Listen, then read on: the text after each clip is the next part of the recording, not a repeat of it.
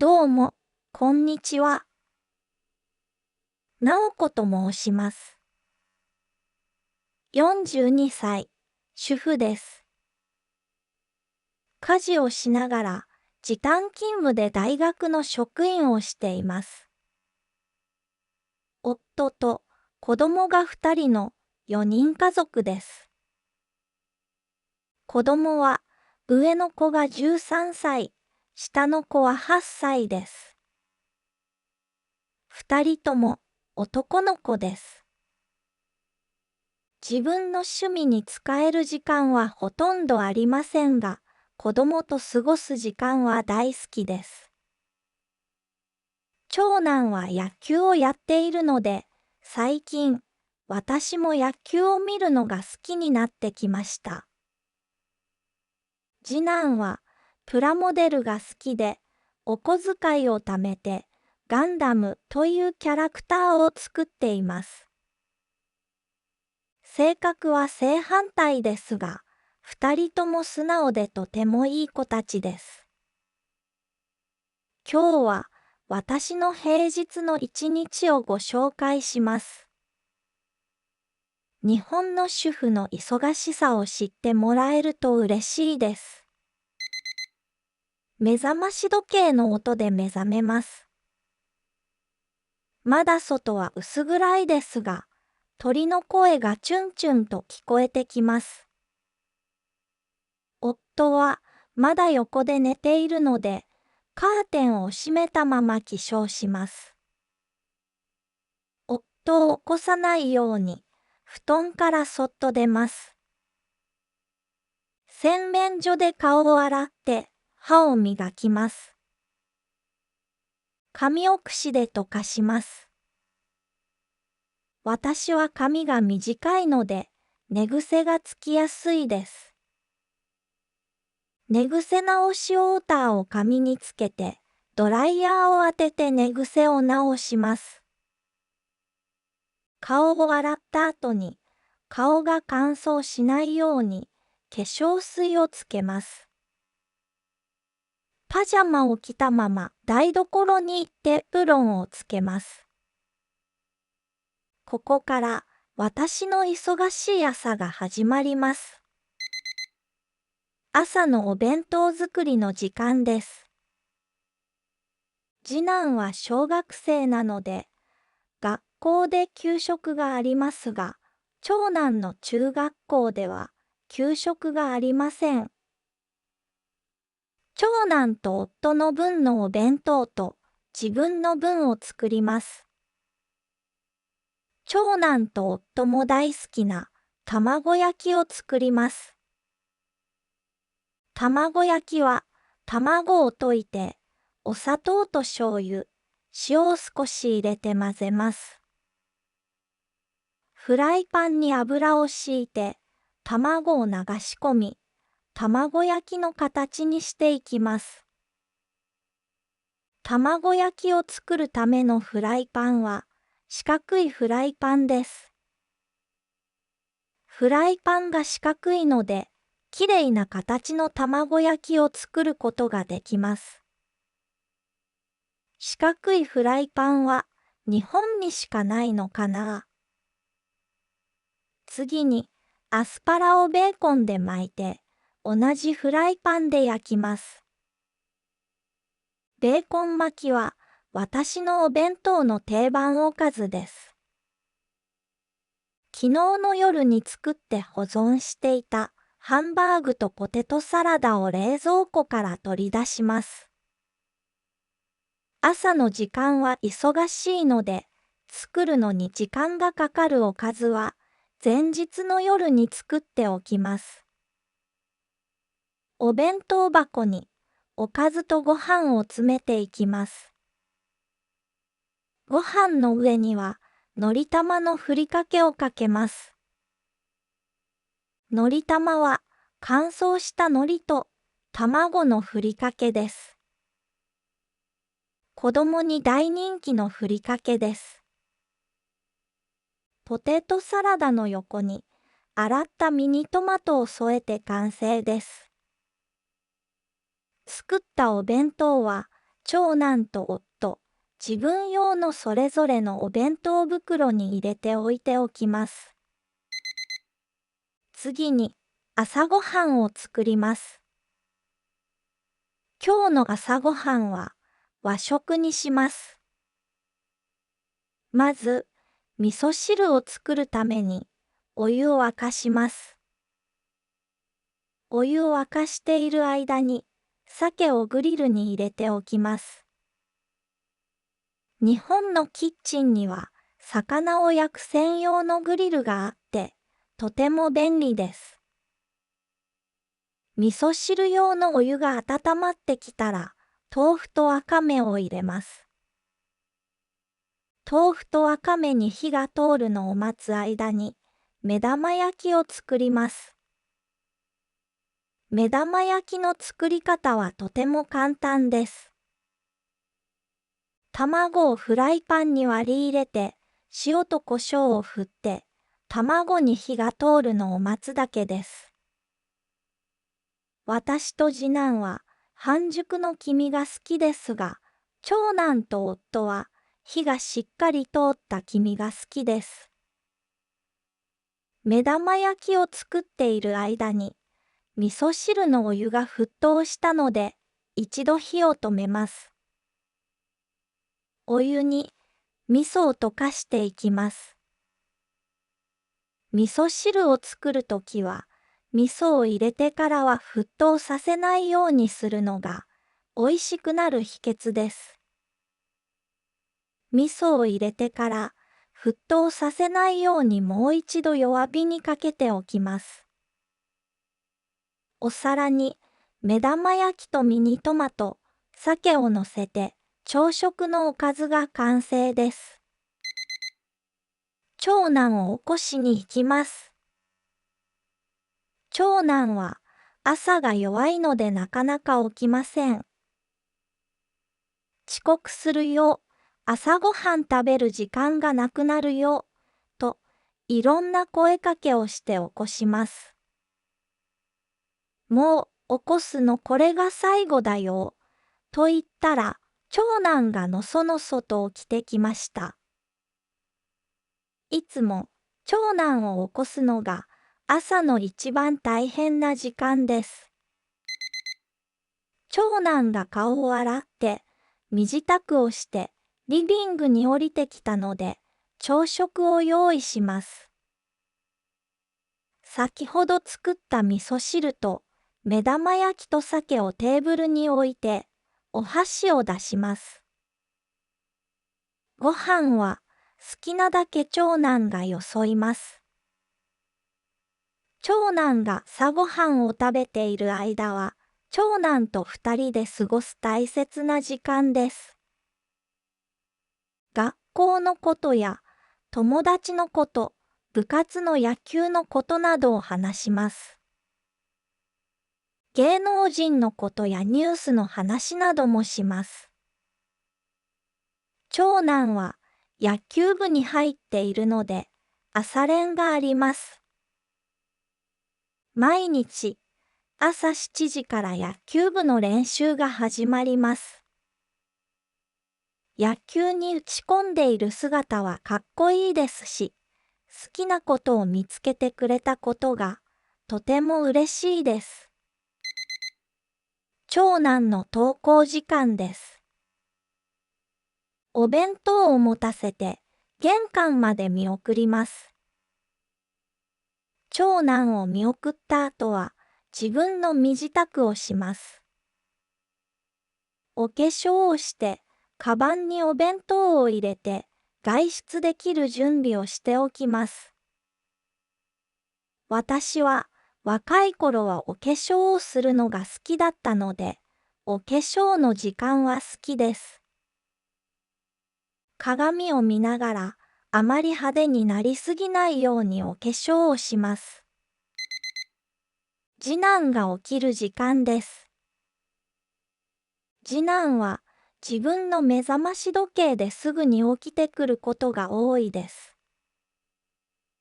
なかなか起きてこない日は、一言声をかけると、すっきりと起きてきます。次男が身支度している間に洗濯機を回します。家族4人分の洗濯物は毎日たくさんあるので、毎朝洗濯をします。特に長男はスポーツをしているので、服が汚れていることも多く、2回に分けて洗濯する必要があります。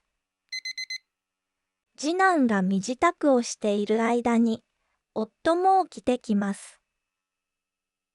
夫は早起きする日は長男が登校するまでに起きるのですが、今日のように遅めの日もあります。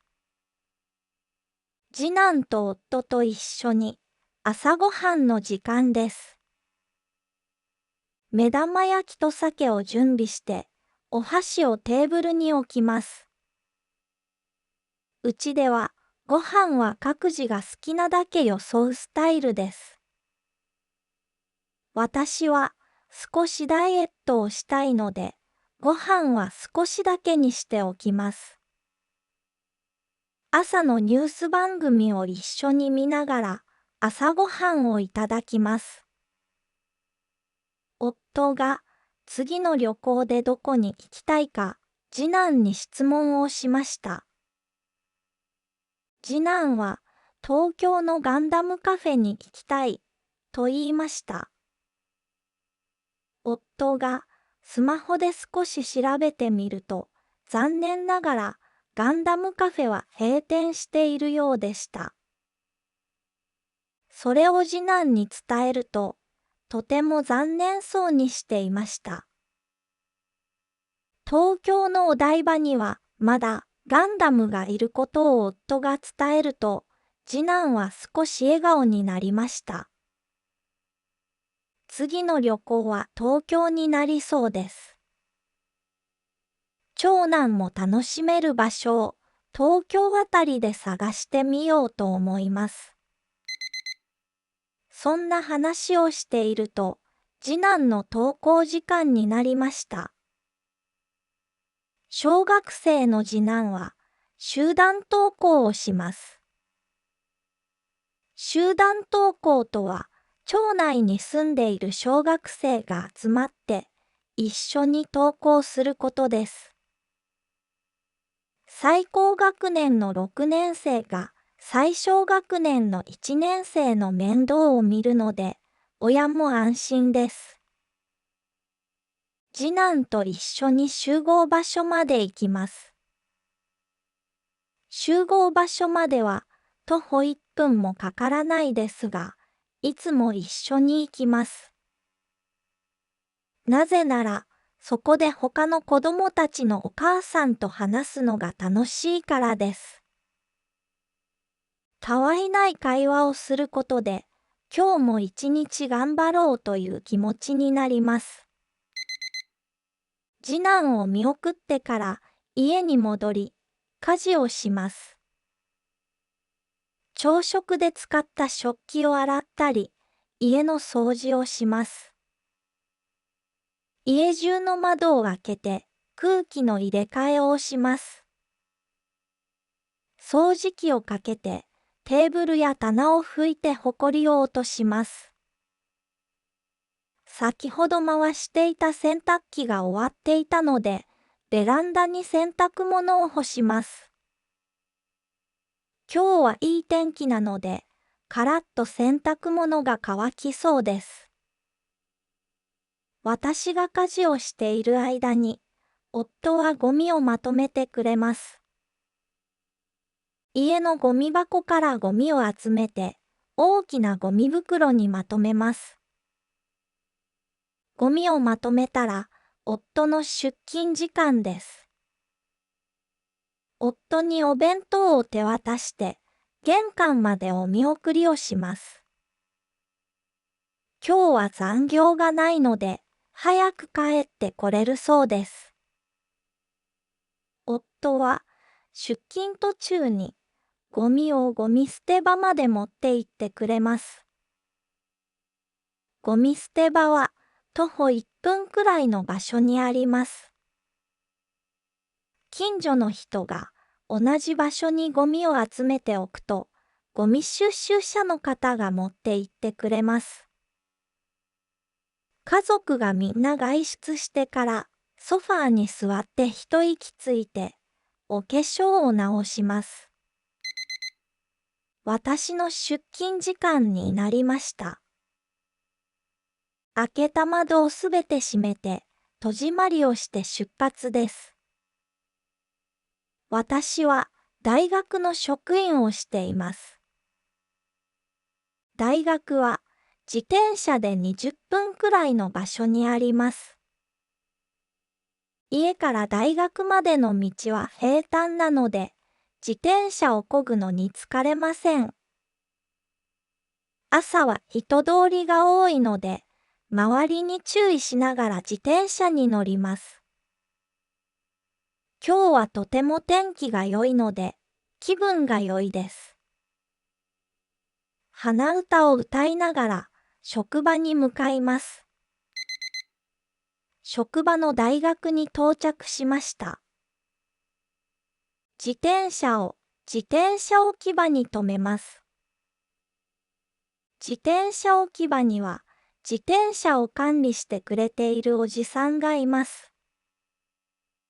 いつも自転車を止めやすい場所を教えてくれる親切なおじさんです。私は大学の国際科で働いています。国際科では留学生のお世話をしたり、外国語学習と日本語学習の講座を企画したりします。私の大学には交換留学生が20名ほどいます。大きな大学に比べると少ないですが、その分、各留学生と仲良くなれるので気に入っています。始業時間です。まず、課内で今日の業務内容を確認したり、進捗報告をします。課内には課長のほかに、私を含めて6人のメンバーがいます。私は、この大学に来る留学生の管理をする担当です。在留届の申請や銀行口座の開設を手伝ったりします。また、留学生が住む寮の管理をしたり、相談に乗ったりもします。留学生と日本の学生との交流会を企画したりもします。交流会は日本の学生が中心になって企画しますが、ルールに反していないかを見たり、アドバイスをしたりします。交換留学は1年間だけですが、その間に留学生たちの日本語力が上がってくるのを見るのがとても楽しみです。最初は緊張をしていた表情の留学生が日本人の友達を作って楽しく会話している姿を見るととても嬉しいです。昼食の時間になりました。通常はお昼休みは1時間あるのですが、私は時短勤務なので30分だけ休憩を取ります。今朝作ったお弁当を電子レンジでチンして食べます。課内のみんなで同じ部屋で食べることが多いです。他のメンバーはお弁当を作って持ってくる人もいますし、大学内でお弁当を買う人もいます。お昼時間になると大学内にフードトラックがやってきます。タコスや丼など、いろんなものを日替わりで食べることができます。私は節約のために、いつも自分でお弁当を作って持っていきます。でもたまには、誰かが作ったご飯も食べたくなります。午後の仕事に気合を入れるためにコーヒーを入れて仕事を再開します。午後からは留学生の奨学金を申請するための資料を作ります。日本の大学では海外から来る留学生のために奨学金があることが多いです。日本の文化や生活を目いっぱい体験するために奨学金を使ってくれると嬉しく思います。留学生の一人が相談にやってきました。タイからの留学生のアンさんがホームステイをしてみたいと相談をしてきました。ホームステイは日本の生活を知るのに一番いい方法です。相性が良いホストファミリーに出会うことがより良い思い出につながると思います。アンさんの希望を聞いて、ホームステイ先の探し方をアドバイスしてあげました。アンさんはまだ日本語が不安なようなので、顔合わせの時には一緒についていくことにしました。留学生のお世話をしていると、世界中に自分の娘や息子ができたような気分になります。自分の子供のように心配も多いですが、幸せもたくさんもらえます。午後3時に退勤します。課長と同僚に挨拶をして、自転車に乗って帰ります。帰る途中にスーパーに寄って買い物をします。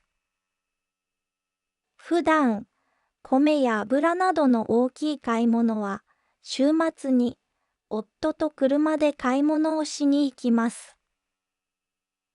でも野菜や魚などは新鮮なものを買いたいので、ほぼ毎日スーパーに寄って買って帰ります。次男が学校から帰ってくる前に家に着いておきたいので、急いで買い物をします。今日はキャベツが安かったので買いました。分厚い豚肉も買って、今晩のメニューはとんかつに決めました。子供たちのおやつにポテトチップスとカップケーキも買いました。子供たちは育ち盛りなので、あればあるだけ食べてしまいます。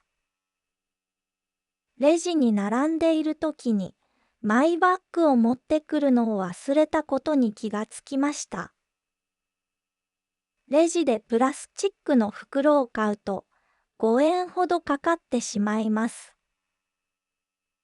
大きなお金ではありませんが、なんだか損をした気分になります。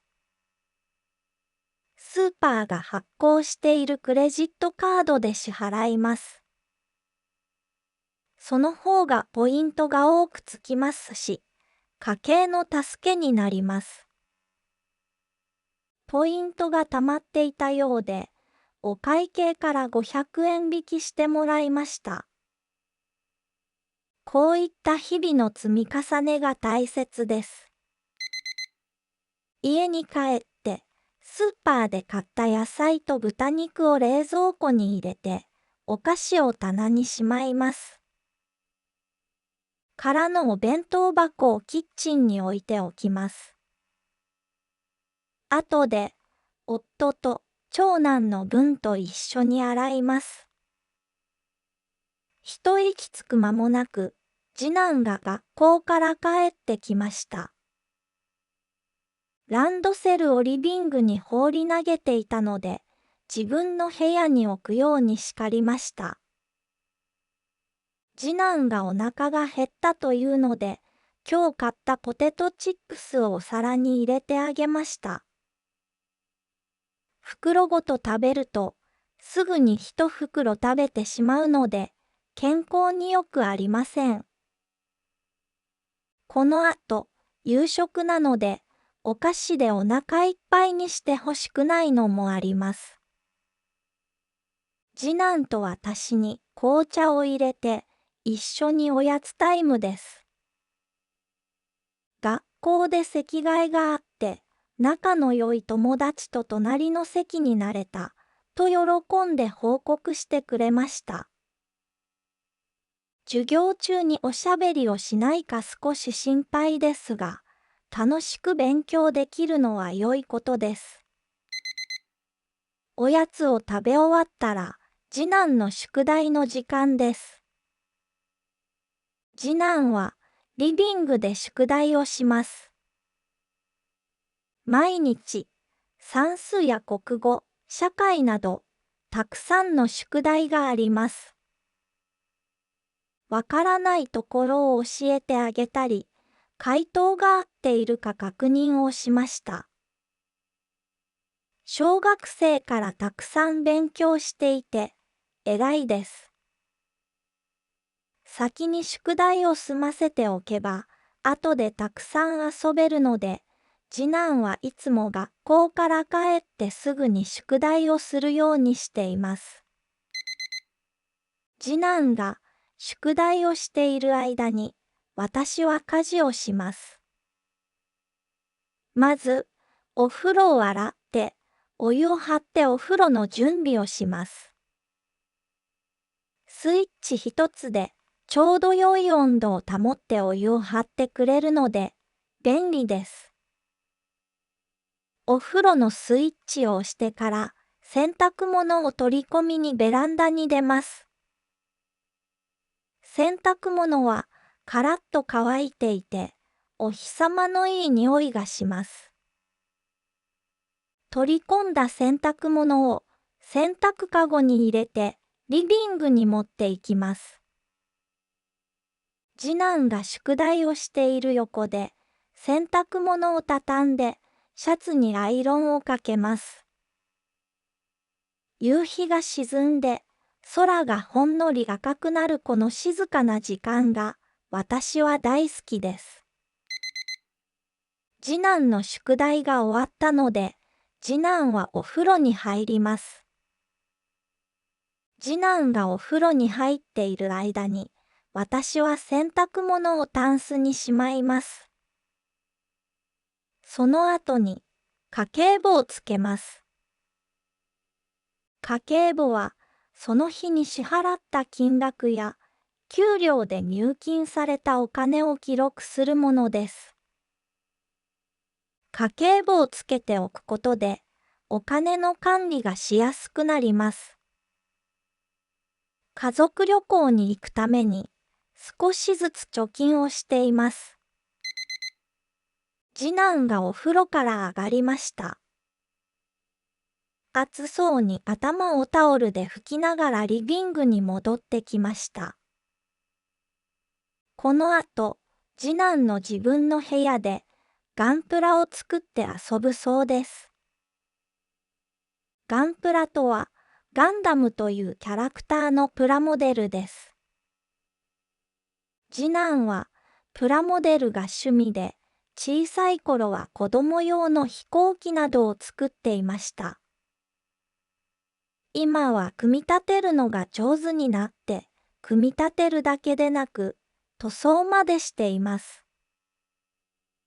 ヤスリで磨いたり、エアブラシを使って色を塗ったりしています。ガンプラは、お小遣いを貯めて買ったり、おじいちゃんに買ってもらったりしています。ガンプラを組み立てている時の次男の目は輝いていて、真剣な眼差しが素敵です。その間に、私はお風呂に入ります。寝室からパジャマを取ってきて、バスタオルを準備します。脱いだ服は洗濯かごに入れておいて、明日洗濯します。シャンプーで髪を洗って、ボディーソープで体を洗って、シャワーで泡を流します。体を洗った後は、湯船に浸かります。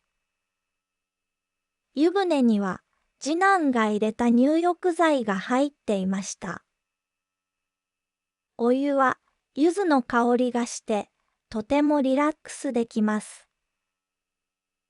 ぼーっと何も考えずお風呂に浸かりました。お風呂から上がって髪を乾かします。若い頃は髪が長くて乾かすのに時間がかかりましたが、今はショートカットなので比較的すぐに乾きます。お風呂が済んだらすぐに夕食の準備に取り掛かります。またバタバタとした忙しい家事の時間が始まります。まずはお米をお水で研いで炊飯器にセットします。お米は毎晩8合炊きます。8合炊いても育ち盛りの息子たちは何回もおかわりするので、すべてなくなることもあります。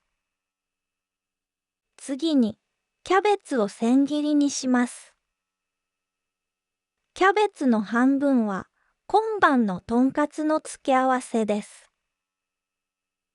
残りの半分はスパムと一緒に炒めて明日のお弁当のおかずにします。次は明日のお弁当のおかずに唐揚げを作ります。唐揚げは鶏肉に味付けした衣をつけて油で揚げます。油がたくさん必要ですが、今日の夕食はとんかつなので、同じ油を使ってしまいます。唐揚げを揚げている間に、味噌汁を作ります。味噌汁の具は、細く切ったじゃがいもと玉ねぎです。味噌汁の具には、余った食材を使えるので経済的です。唐揚げを揚げて、お皿に移して冷ましておきます。少し冷えたら冷蔵庫に入れておきます。お弁当と夕食を一緒に作るのは効率が良いです。夕食の余った食材を使ったり、作り置きしやすいものをお弁当用に作ります。夕食にもう一品作ろうと思います。小松菜としめじに火を通して、めんつゆで味付けするだけの簡単料理です。めんつゆは醤油味で出汁の味が効いていて、これだけでとても美味しく仕上がります。最後に、夫と長男が帰ってくる時間に合わせてとんかつを揚げて完成です。とんかつを揚げていたら、長男が帰ってきました。暑い、腹減ったと機嫌が少し悪そうです。野球部で汗をたくさんかいたので、すぐにお風呂に入ってもらいます。お風呂から長男の鼻歌が聞こえてきました。湯船に浸かっていると気持ちよくなって鼻歌を歌う人は多いですが、結構みんなに聞こえています。そうしているうちに夫も帰宅しました。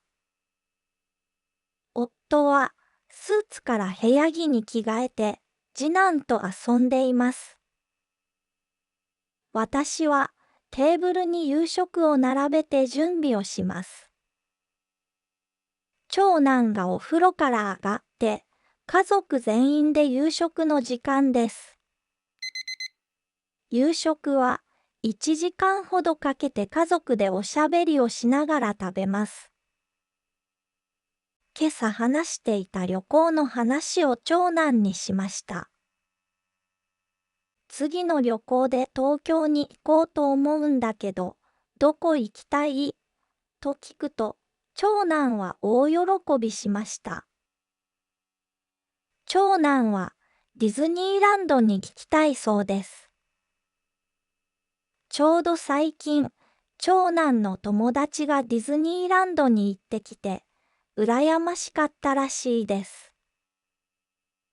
夫と私はどちらかというと、温泉などでゆっくりしたかったのですが、それは老後の楽しみにとっておきます。長男はご飯を3杯おかわりしていました。とんかつのおかわりはないの、と聞いてくるので、私の分を少し分けてあげました。中学生の男の子は本当によく食べますし、長男は野球で体力を消費しているのでなおさらです。ご飯を食べ終わったら家族団らんの時間です。一緒にテレビを見たり、たまに一緒にゲームをしたりします。今日はみんなで一緒にテレビを見ることにしました。次男が好きなお笑い芸人が出ているバラエティ番組を見ます。長男はテレビに集中せずに、スマホでディズニーランドの情報を調べているようでした。これは必ず東京旅行に連れて行かないと暴れてしまいそうです。次男が寝る時間になりました。次男は歯磨きをして自分の部屋に戻りました。長男も自分の部屋に戻って宿題をするようです。長男はすぐに宿題をサボるので、リビングでするように言いましたが、聞きませんでした。夫はお風呂に入ります。夫はいつも最後にお風呂に入ります。お風呂から上がるときに、お風呂を掃除してくれるので、いつも夕方の掃除が簡単に済みます。私は夕食の食器を洗ってテーブルを片付けます。そして明日の朝ごはんとお弁当用にお米を炊いておきます。長男が私のいるリビングにお休みを言いに来ました。長男は明日も朝から野球部の朝練があります。朝が弱いのにいつも頑張っています。夫がお風呂から上がって喉が渇いたというので、梅ジュースを作ってあげました。以前、旅行で大量の梅を買ったので、それをシロップ漬けにして梅シロップを作りました。梅シロップを水やソーダで割ると、美味しい梅ジュースの出来上がりです。私も一緒に梅ジュースを飲みながら、夫婦二人の時間です。話題はどうしても子供のことばかりになりますが、大人だけの時間はとても貴重です。今日も一日くたくたになったので、そろそろ私たちも寝ようと思います。歯を磨いて、家中の戸締まりを確認し、電気を消して寝室に行きます。夫は横でスマホを見ているようでしたが、私は布団に入るとすぐに眠くなってしまいました。それでは皆さん、おやすみなさい。明日も良い一日でありますように。